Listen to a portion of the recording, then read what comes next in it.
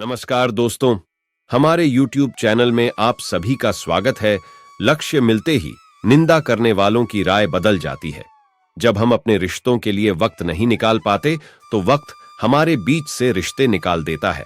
जो आपकी बुराई करते हैं, उन्हें करने दीजिए, क्योंकि बुराई वही करते हैं जो बराबरी नहीं कर सकते। झूठ भी कितना अजीब है। खुद बोले तो अच्छा लगता है और दूसरे बोले तो गुस्सा आता है। खुश रहना चाहते हो तो लोगों की बातों पर कम और अपने विचारों पर ज्यादा ध्यान दीजिए। बोलना तो सब जानते हैं, पर कब क्या बोलना है, ये बहुत ही कम लोग जानते हैं। किसी को कमजोर मत समझो। 5 रुपए का कलम भी 5 करोड़ का चेक लिखने के काम में आता है। कभी कभी रिश्तों की कीमत वह लोग समझा देते हैं जिससे हमारा कोई रिश्ता तक नहीं होता। किसी में कोई कमी दिखाई दे तो उससे बात कीजिए, मगर हर किसी में कमी दिखाई दे तो खुद से बात कीजिए। हवा में सुनी सुनाई बातों पर यकीन मत कीजिए, क्योंकि कच्चे लोग अक्सर अच्छे दोस्त खो देते हैं। जब दर्द और कड़वी बोली दोनों मीठी लगने लगे, तब समझ लीजिए कि जीना आ गया है। अपना दर्द सबको मत बताइए, क्योंकि सबके घर मरहम नहीं होता, मगर नमक हर एक के घर होता है। हारता वही है जो हिम्मत गंवा बैठता है। वक्त गूंगा नहीं, बल्कि मौन है। वह वक्त आने पर बता देता है कि किसका कौन है। बहुत कमियां निकालते हैं हम दूसरों में अक्सर। आओ एक मुलाकात जरा आईने से भी कर लें। किसी को लात मारने से पहले हम खुद कहां खड़े हैं, इसका पता होना जरूरी है। किसी की एक भूल पर नाराज होने से पहले अपने 10 भूलों को भी गिन लीजिए। ना कद बड़ा, ना पद बड़ा, मुसीबत में जो खड़ा वह सबसे बड़ा। किसी शहर में एक व्यक्ति रहता था। उसका छोटा सा व्यापार था।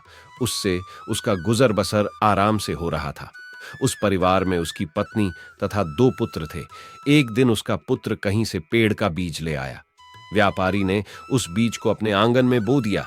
कुछ ही दिनों में उस बीज से एक छोटा सा पौधा बाहर आ गया। व्यापारी यह देखकर बहुत प्रसन्न हुआ।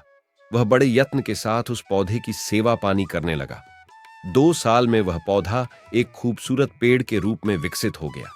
इस पेड़ पर बड़े ही सुंदर फल लगे। धीरे धीरे फल पक गए। लाल रंग के फल बहुत ही सुंदर थे। एक दिन पेड़ में से एक फल जमीन पर आ गिरा। व्यापारी के कुत्ते ने जब इस फल को देखा तो बड़े ही मजे से उसे खाने लगा, किंतु जैसे ही उसने खाना प्रारंभ किया, वैसे ही कुत्ता गिर पड़ा तथा परलोक से धार गया। व्यापारी ने जब मरा हुआ कुत्ता देखा तो उसने फल की ओर ध्यान नहीं दिया। उसने सोचा कि कोई बात जरूर होगी जिससे यह कुत्ता मर गया। अगले दिन पेड़ से एक और फल पककर नीचे गिरा। व्यापारी के लड़के ने जब फल देखा तो उसका भी मन ललचा गया। उसने फल को काटकर एक टुकड़ा मुंह में रख लिया। जैसे ही उसने ऐसा किया, वैसे ही उसकी मृत्यु हो गई। अब तो व्यापारी के घर में चीख पुकार मच गई। लड़के के मुंह में फल का टुकड़ा रह गया था, जिसे देखते ही व्यापारी समझ गया कि उसका पुत्र विषैले फल खाने से मरा है। व्यापारी यह देखकर हक्का बक्का रह गया। उसने स्वयं फल के बीज लगाकर अपने पैरों पर ही कुल्हाड़ी मारी थी। यह विषैला पेड़ उसके बेटे की जान ले गया था। उसे बड़ा क्रोध आया। उसने पेड़ के सारे फल तोड़ डाले। कुछ ही दिनों बाद पेड़ में फिर से फल निकल आए। इस बार पहले से भी बड़े और सुंदर फल थे, और व्यापारी देखकर क्रोध से आग बबूला हो गया। उसने अपने दूसरे पुत्र को पेड़ के पास से हटा दिया और स्वयं कुल्हाड़ी लेकर उस पेड़ की सभी डालियां काट डाली, और उसने चैन की सांस ली।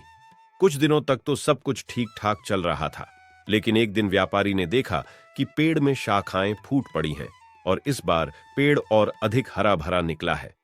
कुछ दिनों बाद पेड़ में फल लग गए। यह देखकर व्यापारी सर पकड़कर दरवाजे पर बैठ गया। वह सारा दिन दरवाजे पर बैठा रहता, जिससे कोई उसके घर पर विष से भरे फल को न खाए। घर वालों को भी उस पेड़ के पास ना भटकने की हिदायत दे रखी थी। इसी प्रकार कई दिन बीत गए। व्यापारी सारा दिन पेड़ के पास बैठा रहता था। एक दिन एक संत वहां से गुजरे। उन्होंने द्वार पर आकर आवाज लगाई। व्यापारी द्वार पर आ गया और संत को आदर के साथ लाया। व्यापारी को उदास देखकर संत ने उसका कारण जानना चाहा। व्यापारी ने रोते हुए सारी बात बताई।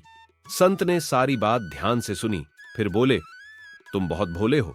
तुमने पेड़ के फल तोड़े और सभी शाखाएं काटी, किंतु पेड़ की जड़ को ऐसे ही रहने दिया। हम जब एक बुराई को जड़ से खत्म कर, वह तब तक नहीं मिटती जब तक ऊपरी काट छाट कर उससे छुटकारा नहीं पाया जा सकता। व्यापारी के समझ में यह बात आ गई। उसने तुरंत ही पेड़ को जड़ से समाप्त कर नदी में बहा दिया। अब व्यापारी के दुखों का अंत हो गया। इस कहानी से हमें क्या सीख मिलती है? बुराई को समाप्त करने के लिए उसकी जड़ अर्थात उसके कारण को समाप्त करना चाहिए। जिस प्रकार व्यापारी विषैला वृक्ष लगाकर अपने पुत्र की जान गंवा दी, व्यापारी ने जाना कि उसने अपने ही पैरों पर कुल्हाड़ी मारी है। इसी प्रकार हमसे बहुत से लोग नित्य अपने जीवन में बुराई का बीज अपने घर बोते हैं, अर्थात बाहर से अपने दुष्कर्मों को अपने साथ लाते हैं, जैसे ही वह व्यापारी ने लाया और पछताया। दोस्तों, हमारी वीडियो पसंद आ रही हो तो हमारी वीडियो को लाइक करें, शेयर करें, सब्सक्राइब करें और बेल आइकन को दबा दें। धन्यवाद। राधे राधे।